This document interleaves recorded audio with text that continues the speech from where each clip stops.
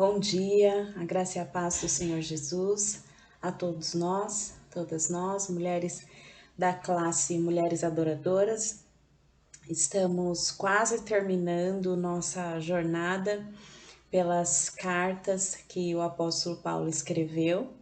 Neste mês de dezembro, nós vamos estudar duas cartas que são pequenas, mas que têm uma relevância muito grande. Vamos estudar Tito e Filemon. Então, as duas cartas que Paulo escreveu a esses dois homens, Tito fazendo parte das cartas pastorais, junto com 1ª e 2ª Timóteo, e por último vamos estudar Filemon. E aí no ano que vem, se Deus quiser, no mês de janeiro, vamos concluir com a carta aos Hebreus. Embora não se tenha uma convicção da autoria da carta aos Hebreus, sendo de Paulo, mas nós a estudaremos para além dessa questão, mas trazendo para nós os princípios de Deus que estão ali estabelecidos. Então, hoje vamos estudar Tito com a introdução e o capítulo 1. Vamos orar então? Já tem aí em mãos a sua Bíblia, papel, caneta para alguma anotação que se faça necessário. Oremos. Senhor Deus, nós estamos diante de Ti, agradecidos ao Senhor, porque até aqui o Senhor nos sustentou, nos guardou e tem, ó Deus, nos abençoado com o estudo da Tua Palavra. Que mais uma vez Teu Espírito Santo possa ministrar ao nosso coração, apreendermos de fato aquilo que o Senhor quer para nós, para que possamos crescer, amadurecer na fé, na convicção do Senhor Jesus como nosso Salvador e de que a Bíblia é a Tua Palavra e que ela é suficiente para nós, para nos ensinar, para corrigir, como o Senhor mesmo nos diz lá em Timóteo. Ó Pai, fica conosco, guarda cada uma, perdoa-nos, ó Deus, nossos pecados, purifica-nos, Pai, mais uma vez, através do sangue de Cristo Jesus. Ó Deus, obrigada, Senhor, por esse privilégio que nós temos de acessar a Tua Palavra, de estudá-la. Isso é maravilhoso demais e o nosso coração está agradecido por isso. Louvado seja o Teu nome, engrandecido seja o Senhor. Amém. Muito bem, então nós vamos começar aqui lendo uma citação que Martinho Lutero fez a respeito desta carta de Paulo a Tito. Então ele disse assim: é uma breve epístola, mas apresenta exemplo tão perfeito da doutrina cristã e é redigida com tanta perícia que contém todo o necessário para o conhecimento e a vida cristã. Então, Martinho Lutero, grande reformador, um dos pais da igreja, afirmando então para nós a importância dessa carta que Paulo escreveu a Tito. Então, nós vamos observar alguns aspectos. Vejamos aqui. Então, essa carta de Paulo a Tito, ela faz parte, como eu disse no início, do conjunto de cartas pastorais escritas por Paulo. Então, 1ª e 2ª Timóteo e também Tito. São essas 3 cartas, aliás, que Paulo escreve a estes jovens pastores, né? Vamos dizer assim, homens que foram ali escolhidos, designados para conduzirem igrejas recém-formadas. Alguns temas relevantes, né, em todas essas cartas, nessas 3 cartas. Quais são eles? A fé, a sã doutrina. Você pode perceber isso lendo, que em todo momento Paulo fala sobre isso, sobre a questão da sã doutrina. Sã significa sadia, saudável, e desta palavra provém o termo higiene, que significa pureza, né? A purificação, limpeza do nosso corpo. Então, quando ele diz sã doutrina, está se referindo à doutrina pura, aquela que foi ensinada, e a importância de se manter a sã doutrina. Outros temas também relevantes, a questão da consciência, nossa consciência para com Deus. Também outro tema bastante citado, a questão da piedade, ou seja, a prova prática da saúde doutrinária. Em outras cartas, Paulo enfatizou bastante a questão da graça, a doutrina da graça, como nós podemos ver em Romanos, por exemplo. E nestas cartas, ele traz esse tema relevante que é da piedade, a importância de se praticar aquilo em que se crê. Então, a piedade é um aspecto importante e imprescindível na vida cristã. Não basta dizer ou professar uma fé, mas esta fé precisa vir acompanhada da prática. E a prática vai então testificar a fé que se tem, como nós vemos também lá em Tiago, que fala sobre a questão da fé e das obras. Então, essas cartas pastorais tratam bastante desse assunto, questão da piedade. E aí você pode estar se perguntando, por que estudar essas cartas? Afinal, não sou pastor, não sou líder espiritual na igreja, mas todos nós cristãos devemos estudá-las porque afinal elas trazem princípios de Deus para a igreja. E todos nós fazemos parte de uma igreja, ou deveríamos fazer. A palavra de Deus diz que devemos congregar. Então, é imprescindível que a gente saiba o que Deus espera da igreja, dos seus líderes, e também como devemos nos portar enquanto membros de uma igreja e o que devemos observar na igreja da qual fazemos parte, para então saber se a nossa igreja está de acordo com os princípios que Deus estabeleceu, bem como os seus líderes, pastores. Então é importante que todos nós, membros de igreja, estudemos estas cartas pastorais e observemos então estas questões que são extremamente relevantes, preciosas para nós. Muito bem. Também estas cartas tratam a questão da sobriedade e da moderação. Então, como devemos nos comportar na sociedade em que vivemos. A carta possui 3 capítulos, escritos por Paulo por volta de 64 e 66 depois de Cristo, depois do seu encarceramento em Roma, entre as cartas a Timóteo. Então, Paulo escreve 1 Timóteo, depois escreve esta carta a Tito e depois escreve a segunda carta a Timóteo. E quem foi Tito? Ele é citado algumas vezes no Novo Testamento, né? Ele foi um dos companheiros do apóstolo Paulo e um dos líderes mais importantes no início da igreja primitiva. Provavelmente, ele também foi um filho na fé de Paulo. Nós vamos ver aqui lendo.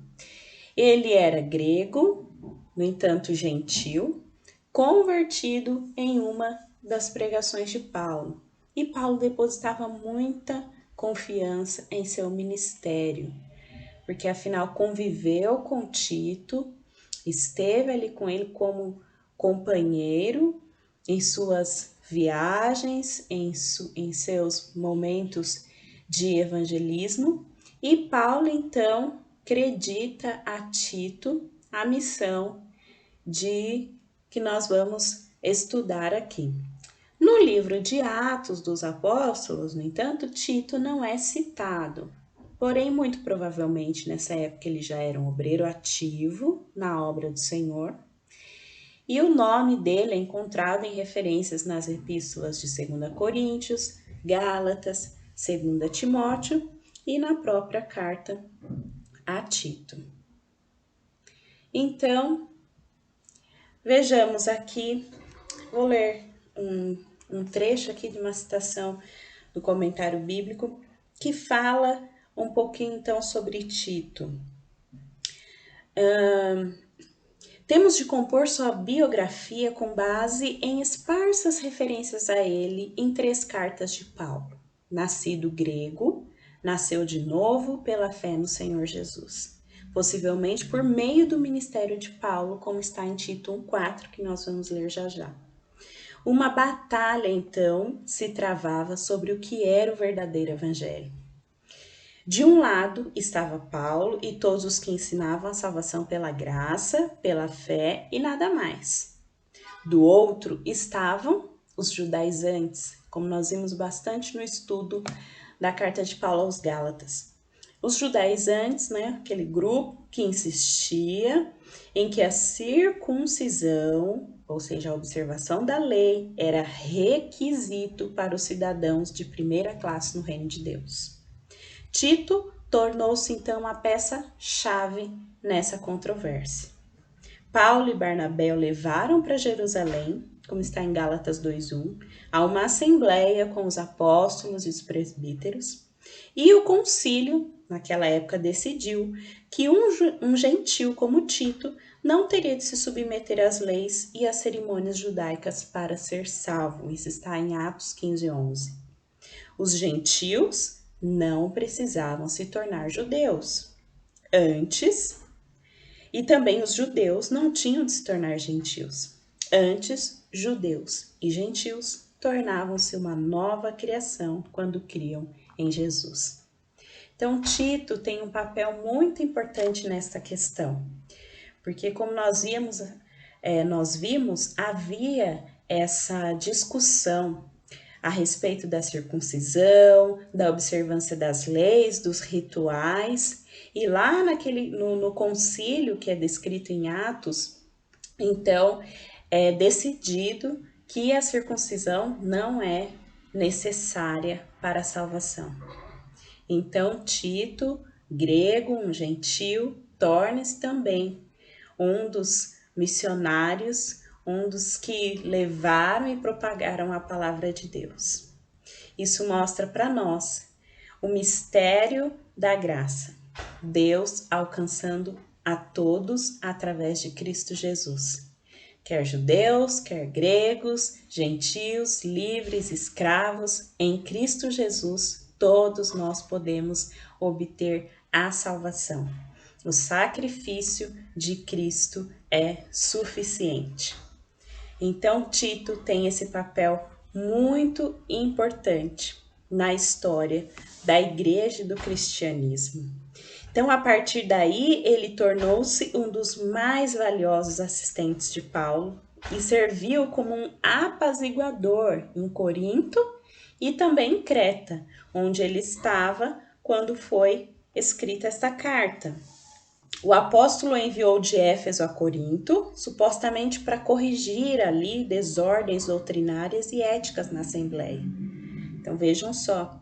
Quando Tito mais tarde se uniu de novo a Paulo na Macedônia, o apóstolo encheu-se de alegria ao ouvir que os coríntios haviam acatado suas admoestações apostólicas. Isso está lá em 2 Coríntios.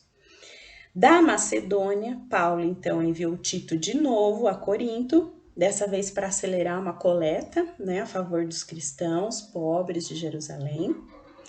E aí Paulo descreve Tito como meu companheiro e cooperador convosco. Isso está em 2 Coríntios 8:23. Então vejam, um líder ele não trabalha sozinho. Então, Paulo teve ali seus companheiros de missão, de trabalho, de evangelismo. Não sabemos ao certo quando Paulo esteve com Tito em Creta, mas normalmente acredita-se ter sido depois da primeira prisão do apóstolo em Roma. E aí a última referência que nós temos a Tito está em 2 Timóteo 4,10. Né? Então ele esteve com Paulo durante a sua segunda prisão, e ali Paulo relata que ele partiu para Damácia, que hoje é a Sérvia, e Paulo pôde tê-lo enviado então para lá, embora o tom geral do versículo seja de um homem solitário e abandonado. E Paulo descreve então Tito como seu verdadeiro filho, segundo a fé comum. Então, isso é prova de que o Senhor pode alcançar e pode também usar quem Ele quiser. Isso é graça do Senhor sobre as nossas vidas e se estende para nós nos dias de hoje. Muito bem, vamos ver então mais alguns aspectos aqui. Aqui vocês podem ver no mapa a ilha de Creta, né? Era uma ilha, fazia parte da Grécia. E o momento mais provável para se localizar a evangelização de Creta é depois do aprisionamento de Paulo em casa, né? Aquela prisão domiciliar na cidade de Roma, está lá em Atos 28:30. Porque se nós lermos em Atos também, quando Paulo sofre aquele naufrágio, ele passa pela ilha de Creta, mas ele não, o evangelismo não ocorre nesse momento, tá? Então Paulo ele pode ter sido libertado depois desse período e talvez tenha realizado uma quarta viagem missionária, que não está registrada no livro de Atos. Então, nesse período, deve ter ido a Creta juntamente com Tito, e depois da Macedônia é que ele escreve essa carta a Tito aproximadamente entre os anos 64 e 66 depois de Cristo. Muito bem, vamos ler agora então. Abra sua Bíblia em Tito, no capítulo 1. Vamos ler dos versículos 1 ao 4, que tratam da saudação. Era comum nas cartas, nas epístolas, começar com a saudação. Então vamos ler. Paulo, servo de Deus e apóstolo de Jesus Cristo, para levar os eleitos de Deus à fé e ao conhecimento da verdade que conduz à piedade. Fé e conhecimento que se fundamentam na esperança da vida eterna, a qual o Deus que não mente prometeu antes dos tempos eternos. No devido tempo, ele trouxe à luz a sua palavra, por meio da pregação a mim confiada por ordem de Deus, o nosso Salvador. A Tito, meu verdadeiro filho em nossa fé comum, graça e paz da parte de Deus Pai e de Cristo Jesus, o nosso Senhor. Então, ele começa aqui com esta saudação, nesses 4 primeiros versículos. Vamos ver algumas questões nesta saudação. Então, ele começa dizendo, Paulo, servo de Deus. A palavra servo, como bem nós sabemos, a tradução dela é escravo. E isso denota submissão. Então, Paulo considera-se servo de Deus e tem, assim, a sua vida submissa à vontade de Deus. E ele diz também apóstolo de Jesus Cristo. E esta afirmação, esta colocação, denota autoridade. Nós vimos em outras cartas que em alguns momentos a autoridade de Paulo foi questionada, por ele não ter convivido com Jesus Cristo como os outros apóstolos. mas nestas mesmas cartas ele defende sua autoridade. E aqui, quando ele coloca apóstolo de Jesus, ele traz então esta autoridade de que ele foi enviado por Cristo Jesus, que ele é um representante de Jesus Cristo. Bom, depois ele fala sobre a fé e o conhecimento. Fé no sentido de evangelismo, de crer. E conhecimento é a educação. Então, estes dois aspectos precisam caminhar juntos. Então, é feito o evangelismo, a evangelização, o trabalho missionário para que as pessoas creiam em Cristo. Mas esse trabalho precisa ser continuado com a educação, que seria o ensino, para que se tenha o conhecimento. A fé em Cristo Jesus que nós temos é baseada no conhecimento de quem Deus é, Jesus Cristo, seu Espírito Santo, através da palavra de Deus. Então nós não devemos ter uma fé mística, baseada em experiências, simplesmente baseada em coisas que podem trazer dúvida. Mas a nossa fé é baseada no conhecimento da palavra. E os dois juntos produzem a piedade, que é o temor a Deus, a obediência aos seus mandamentos, a vida religiosa. E as pessoas que levavam uma vida religiosa comprometida eram chamadas de piedosas. Nós somos pessoas piedosas? Pessoas que temem a Deus e que obedecem os seus mandamentos? É muito comum vermos pessoas se dizendo cristãs, confessando uma fé em Cristo, em Deus. Isso é muito comum as pessoas dizerem: eu creio em Deus, eu acredito em Deus. Mas será que suas vidas, suas atitudes demonstram isso? Isso é piedade e isso faz parte da vida cristã. Isso testifica a fé em Deus. Ter uma vida piedosa, de temor a Ele e de obediência aos seus mandamentos. Graça. No versículo 4, aqui nesta versão que eu li, diz graça e paz. Em algumas outras versões, trazem também a palavra misericórdia.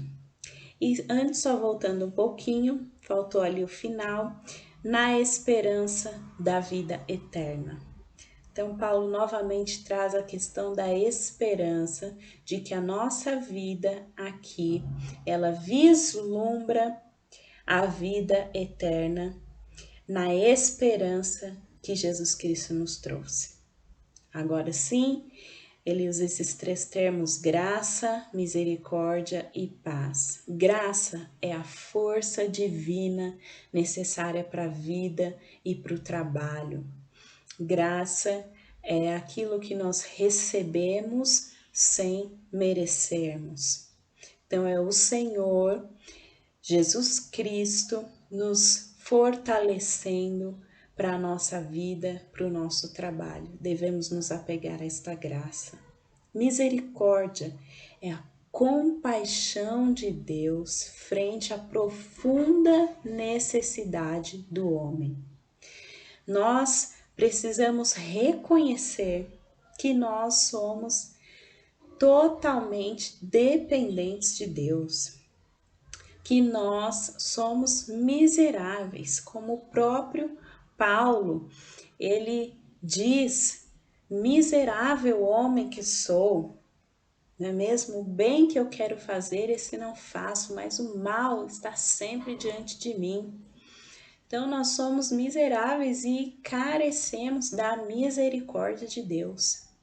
A palavra de Deus diz que se não fossem as misericórdias de Deus se renovando em nossa vida, lá em Lamentações 3, Se não fossem as misericórdias de Deus, nós já estaríamos destruídos. Elas se renovam a cada manhã. Nós somos beneficiados pela misericórdia de Deus. Precisamos reconhecer isso. E da mesma maneira, devemos conceder misericórdia aos outros. Quantas vezes nós não somos implacáveis, intolerantes ao erro, à falha do nosso próximo, daqueles que convivem conosco. E Deus, Ele é rico em misericórdia. E como filhos de Deus, nós devemos também oferecer dessa misericórdia para aqueles que estão próximos de nós, entendendo que o Senhor também está trabalhando na vida deles, entendendo que o Senhor também os ama. Sejamos também, então, compartilhadores dessa misericórdia que nós recebemos de Deus. E o texto diz também, trata também sobre a paz. A paz, essa paz sem ansiedade, sem pânico, sem distração. Essa confiança e esse descanso no Senhor. E no versículo 4, no início, Paulo diz assim: Tito, meu verdadeiro filho em nossa fé comum. Então, Paulo coloca Tito na mesma posição de cristão e de fé, embora não seja um judeu. Então, isso não importa mais. O que importa é a obra de Cristo e a fé nesta obra redentora e salvadora de Jesus, que nos torna um. Nos torna um. Então, eu me lembro ali de Jesus na cruz, entre aqueles homens pecadores. E Jesus, vendo ali aquele homem arrependido, ele diz: hoje mesmo estará comigo no paraíso. Hoje mesmo. Então, Jesus mostrando que diante do Senhor, nós somos todos pecadores. Todos nós, pecadores. E é o sangue de Cristo Jesus quem nos purifica. Não são nossas ações, não são nossas boas obras. Nós somos salvos pela graça de Deus. E isso é a graça do Senhor. Muito bem, vamos continuar aqui, terminando a saudação. Vamos agora para os versículos de 5 a 9, em que ele trata dos presbíteros, como então eles deveriam se comportar, traz a tarefa de Tito em Creta. Vamos ler dos versículos 5 ao 9. Acompanhe na sua Bíblia. A razão de tê-lo deixado em Creta foi para que você pusesse em ordem o que ainda faltava e constituísse presbíteros em cada cidade como eu o instruí. É preciso que o presbítero seja irrepreensível, marido de uma só mulher, e tenha filhos crentes que não sejam acusados de libertinagem ou de insubmissão. Por ser encarregado da obra de Deus, é necessário que o bispo seja irrepreensível, não orgulhoso, não briguento, não apegado ao vinho, não violento, nem ávido por lucro desonesto. Ao contrário, é preciso que ele seja hospitaleiro, amigo do bem, sensato, justo, consagrado, tenha domínio próprio e apegue-se firmemente à mensagem fiel da maneira como foi ensinada, para que seja capaz de encorajar outros pela sã doutrina e de refutar os que se opõem a ela. Então aqui, Paulo explica para Tito como deveriam ser então os presbíteros, porque ele tinha essa tarefa de eleger, de nomear presbíteros para as igrejas ali fundadas e estabelecidas naquela ilha. E não eram poucas, eram muitas igrejas. Então, ele deveria, então, cerca de 90, ali naquela ilha, havia entre 90 e 100 cidades. E é provável que tinham se formado várias igrejas.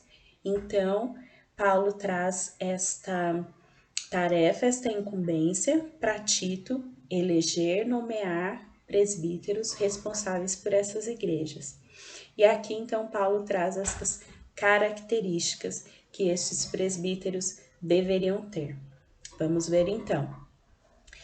Presbíteros são cristãos maduros, de excelente caráter e que detêm liderança espiritual, como subpastores do reino de Deus.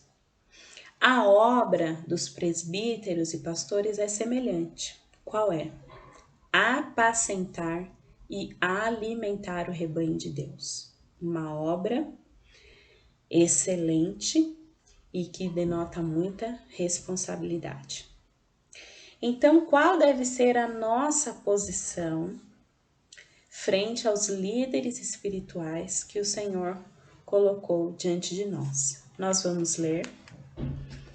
Abra aí sua Bíblia em 1 Tessalonicenses, voltando um pouquinho, no capítulo 5, versículos 12 e 13. Vamos ler 1 Tessalonicenses 5, 12 e 13. Diz assim a palavra do Senhor. Agora lhes pedimos, irmãos, que tenham consideração para os que se esforçam no trabalho entre vocês, que os lideram no Senhor e os aconselham.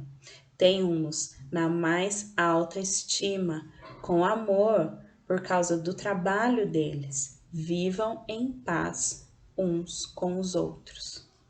Vamos ver aqui um outro texto também, Hebreus, um pouquinho para frente, Hebreus, capítulo 13, versículo 17.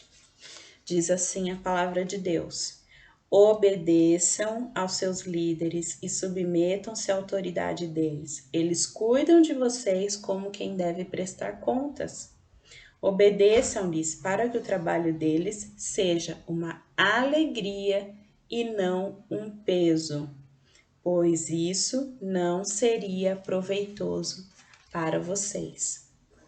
Ou seja, quando nós não nos submetemos à autoridade dos líderes que Deus coloca sobre nós, nós mesmos quem sofremos com tudo isso. Então a palavra de Deus traz aqui essa admoestação para nós, para que possamos então respeitar, honrar e obedecer às autoridades instituídas por Deus. Então, nos versículos de 6 a 9, eles trazem para nós as características. Então, como deveriam ser e como devem ser aqueles que nos lideram. Isso a gente precisa observar. Quais são as funções, então, dos presbíteros, dos pastores? Apacentar e cuidar da igreja. Estarem alertas para proteger a igreja dos ataques externos e internos. Liderar e governar, guiando e não empurrando. Pregar a palavra, ensinar a sã doutrina e contestar os que se opõem a ela. Moderar e arbitrar questões doutrinárias e éticas. Ser exemplo aos rebanhos. Procurar recuperar os cristãos surpreendidos em alguma falta. Velar pela alma dos cristãos. Exercitar o ministério da oração. Estar envolvido no cuidado dos santos necessitados. E participar na recomendação dos homens com dons para a obra a qual Deus os chamou. Irmãs, é uma obra, é um trabalho extremamente desafiador. E nós, como ovelhas desse rebanho, precisamos orar pelos nossos pastores, por aqueles que nos presidem no Senhor, porque eles também têm suas vidas pessoais, são casados, têm filhos, têm lar, e também têm o trabalho de cuidado com o rebanho. Então, nós devemos orar por eles, pelas autoridades eclesiásticas que Deus instituiu. Obedecer, honrar, estar sempre disposto a ajudar, a somar com a obra do Senhor, para que eles façam isso, como diz a palavra, não com peso, não sofrendo, não gemendo. Então, a Bíblia traz todas estas características, muitas características, né? Ele não deve ser iracundo, não deve ser dado ao vinho, violento, cobiçoso. Pelo contrário, tem que ser hospitaleiro, amigo do bem, irrepreensível, sóbrio, justo, piedoso, ter domínio de si e, por fim, mas não menos importante, ser apegado à palavra fiel. Quando vejo todas essas características, me vem logo à mente o fruto do Espírito, lá em Gálatas 5:22.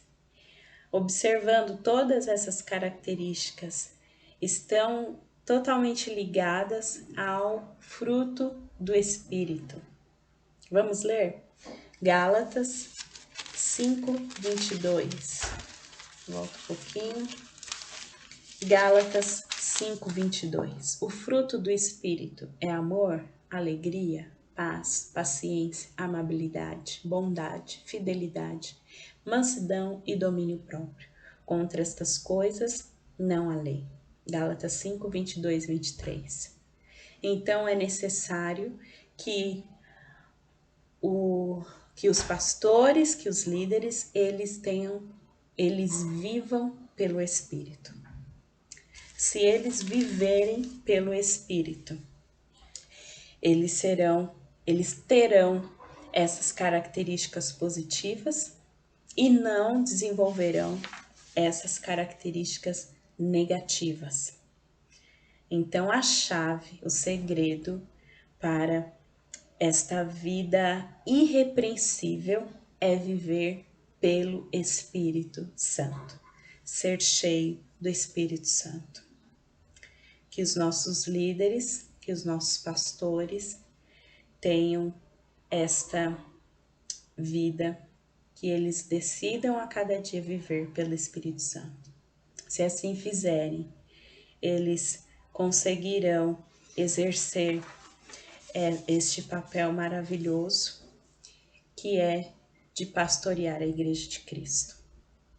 Muito bem, nós vamos agora para a última parte deste primeiro capítulo, dos versículos 10 ao 16, que vão então apontar erros que estavam acontecendo naquela igreja, ou naquelas igrejas em Creta, e que também podem muito bem alcançar nossas igrejas. Então, nós precisamos também saber como lidar com eles, assim como Paulo estava ensinando a Tito. Vamos ler então o capítulo 1 de Tito, dos versículos 10 ao 16. Diz assim a palavra de Deus: Pois há muitos insubordinados, que não passam de faladores e enganadores, especialmente os do grupo da circuncisão. É necessário que eles sejam silenciados, pois estão arruinando famílias inteiras, ensinando coisas que não devem e tudo por ganância. Um dos seus próprios profetas chegou a dizer: cretenses, sempre mentirosos, feras malignas, glutões preguiçosos. Tal testemunho é verdadeiro.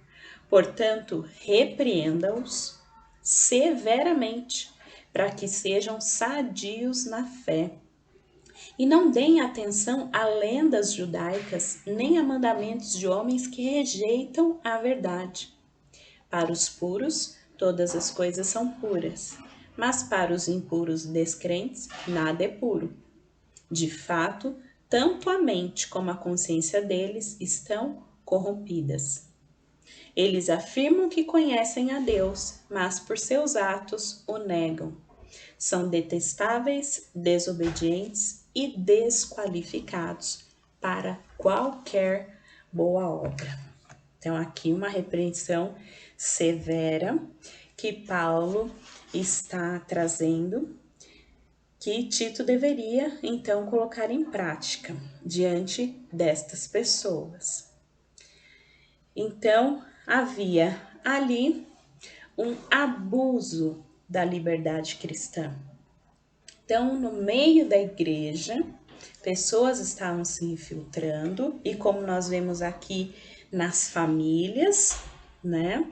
Começando ali nas famílias, trazendo o que? Doutrinas falsas, divagações, tradicionalismo, né? A questão da circuncisão, e também usando da liberdade cristã para negócio lucrativo.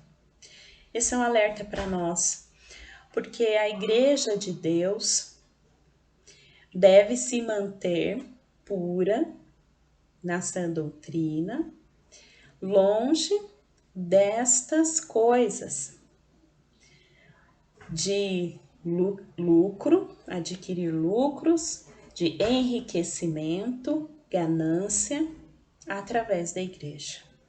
Isso não agrada ao Senhor. A igreja do Senhor, como nós vimos aqui, os líderes, os pastores, eles devem zelar pelo rebanho. A preocupação deve ser, antes de si mesmo, a vida do rebanho. A figura do pastor, aquele que cuidava das ovelhas, tem essa característica de alguém que se doa, que se coloca em risco pelas suas ovelhas e não se aproveita delas. Então, isso é um alerta para nós também. Vejamos aqui, então, também há essa expressão, né, de uma pessoa que dizia, então, que os cretenses, eles tinham essas características. Eram mentirosos, feras malignas e glutões preguiçosos. Aqui, essa descrição é de um homem, né? Ele cita Epimênides, que era um orador e um poeta cretense que viveu por volta de 600 a.C. E ele faz esta referência aos cretenses como pessoas, né, mentirosas, feras malignas, glutões preguiçosos. E ele diz, né, tal testemunho é verdadeiro. Ou seja, isso era fato mesmo, eles tinham essa característica mesmo. Então, Tito estava ali responsável por banir, por silenciar, né, silenciar as pessoas que estavam, então, trazendo essas confusões, falsas doutrinas, disseminações dentro da igreja. E aqui Paulo já traz um alerta, olha, as pessoas que você vai enfrentar, elas são assim mesmo, têm essa característica, são mentirosas, né? São glutões, preguiçosos, feras malignas. Então, tome cuidado, né? A Bíblia diz que nós devemos ser simples como pombas, mas também astutos como serpentes. Então, tenha cuidado com quem você está lidando, fique alerta, tenha discernimento. E nós vemos nesses versículos também uma importante função pastoral, que é repreender. Repreender para que sejam sadios na fé. A repreensão, ela serve para edificação. É fato que ninguém gosta de ser repreendido. Não é? No momento, na hora em que nós somos repreendidos, a sensação não é muito boa, mas ela é necessária e é uma demonstração de amor. A Bíblia diz que Deus corrige a quem Ele ama. Então, ser repreendido ou repreendida é uma demonstração de amor. Quer dizer que aquela pessoa que está fazendo isso, ela ainda acredita em você, que ela quer o seu bem, por isso está fazendo essa correção. E o que devemos fazer quando repreendidos? Devemos entender, compreender, analisar, refletir sobre aquilo que está sendo colocado e mudarmos. Reconhecendo o nosso erro. Não sejamos orgulhosos diante de uma repreensão, mas possamos compreender que é uma ação, uma atitude de amor. O versículo 15, nós precisamos ter muito cuidado. O versículo diz assim: para os puros todas as coisas são puras, mas para os impuros e descrentes nada é puro. E termina, de fato, tanto a mente como a consciência deles estão corrompidas. Por que nós precisamos ter cuidado com esse versículo? Porque ele, fora de contexto, ele pode ser deturpado. Então, é preciso entendê-lo no contexto em que ele foi inserido. Todas as coisas não são puras, até mesmo para aqueles que têm a mente pura. Ainda assim, alguns têm usado esse versículo para justificar as revistas vis, os filmes insinuantes e até a própria imoralidade. Dizer, não, a Bíblia diz que para os puros, todas as coisas são puras. Pedro refere-se a isso ao afirmar que deturpam as escrituras para a própria destruição deles.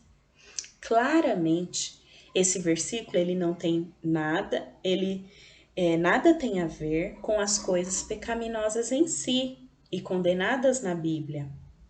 Esse provérbio deve ser entendido à luz do contexto. Paulo não estava falando de questões de moralidade concreta, de coisas inerentemente certas ou erradas. Sobre o que ele estava falando? Ele estava discutindo questões moralmente neutras, coisas que eram corrompidas para o judeu que vivia sob a lei, mas perfeitamente legítimas para um cristão que vivia debaixo da graça. Então, ele estava trazendo aqui, olha, as questões. Vejamos, não deem atenção a lendas judaicas, nem a mandamentos de homens que rejeitam a verdade. Por quê? Eles estavam ali tratando da questão da circuncisão, muitas vezes a questão do alimento, dos rituais, né? Essas tradições. Então, ele estava falando sobre isso. Bom, um exemplo óbvio, por exemplo, é comer carne de porco. Isso era proibido ao povo de Deus no Antigo Testamento, mas o Senhor Jesus mudou tudo quando disse o que em Mateus 7,15? Que nada que entra no homem pode contaminá-lo. Ao dizer isso, ele considerou puros todos os alimentos, Marcos 7,19. Então, Paulo ecoou essa verdade ao afirmar: não é comida que nos recomendará a Deus, pois nada perderemos se não comermos e nada ganharemos se comermos. 1 Coríntios 8,8. Então, quando ele diz todas as coisas são puras para os puros, ele quer dizer que para o cristão nascido de novo, todos os alimentos são puros. Mas para os impuros e descrentes, nada é puro. Não é o que o homem come que o contamina, mas o que sai do seu coração. Marcos 7, 20 a 23. Então, se a vida interior do homem é impura, se ele não tem fé no Senhor Jesus, nada vai ser puro para ele. A observância das regras alimentares, por exemplo, para nada lhe servirá. Mais do que qualquer outra coisa, o que nós precisamos? Ser convertidos, receber a salvação como um dom gratuito, em vez de tentar conquistá-la mediante ritos e legalismos. Então, é importante a gente entender esse versículo para não gerar controvérsias e deturpações. E então, terminando este primeiro capítulo, o versículo 26 diz o seguinte: eles afirmam que conhecem a Deus, mas por seus atos o negam. São detestáveis, desobedientes e desqualificados para qualquer boa obra. Ou seja, fé e obras caminham juntas. Caminham juntas. Não é possível dizer que eu conheço a Deus e as minhas atitudes negarem isso. A palavra do Senhor diz que conhecereis a árvore pelos seus frutos. Então, os frutos que eu tenho produzido refletem a fé que eu digo ter? Os frutos que eu produzo, quer sejam na companhia das pessoas ou sozinha, refletem a fé que eu professo ter? Isto tem a ver com piedade, uma vida de piedade. Essa semana nós vimos no presente diário, um dos dias falava sobre fé e obediência, né? Essa grande confusão que às vezes se faz a respeito da graça de Deus. Bom, já que a salvação é pela graça, então eu posso ter a vida que eu quiser, que a graça do Senhor está sobre mim. Ok? Mas a graça de Deus, exatamente por compreender a graça de Deus, que é esse favor que eu não mereço, esse amor deve constranger o meu comportamento. Ao passo de que eu obedeço aos mandamentos de Deus como prova do meu amor. A palavra de Deus diz: aquele que tem os meus mandamentos e os guarda, este é o que me ama. E diante de Deus, nós temos Jesus Cristo, nosso advogado, a quem podemos recorrer quando pecamos. Como? Com arrependimento, com fé e com confissão. Então, isto é uma vida de piedade. É uma vida que busca obedecer a Deus, aos seus mandamentos, por ter recebido dele a graça e o amor. Que o Senhor Jesus nos ajude, que o Espírito Santo do Senhor nos convença da verdade, da justiça, do juízo, do pecado, que dessa forma possamos viver uma vida que agrade a Deus, que honre ao Senhor e que Ele continue derramando sua misericórdia sobre as nossas vidas. Tenha um bom domingo. Semana que vem, Tito, capítulo 2. Deus abençoe.